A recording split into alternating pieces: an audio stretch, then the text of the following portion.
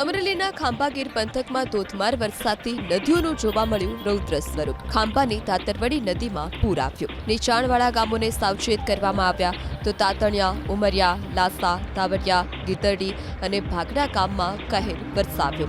સતત 8 દિવસથી વરસાદથી મગફળી અને કપાસનો પાક બરબાદ થયો છે। અમરેલી જિલ્લામાં જાફરાબાદ તાલુકાના તુળાદરી ગામની નદીમાં પૂર આવતા આધેડ તણાયા। સોમાભાઈ જાદવ નામના વ્યક્તિ તણાયા હોવાની માહિતી મળતા જાફરાબાદ મામલતદાર એનડીઆરએફની ટીમ ઘટના સ્થળ પર પહોંચી। એનડીઆરએફની ટીમે શોધખોળ માટે ઓપરેશન હાથ ધર્યું। અમરેલી જિલ્લામાં ધારી ગીર પંથકમાં ભારે વરસાદના કારણે સરસિયા ગામમાં મકાન ધરાશાયી થયું, જ્યારે અન્ય મકાનમાં દિવાલ પણ ધરાશાયી થતાં એક આધેડ મહિલાનું મોત નીપજ્યું। ભારે વરસાદના કારણે કાચા મકાનની દિવાલ પડતા નીરુબેન બોરીચાનું મોત નીપજ્યું। તાલુકા વિકાસ અધિકારીની ટીમ ઘટના સ્થળે પહોંચી કામગીરી હાથ ધરી।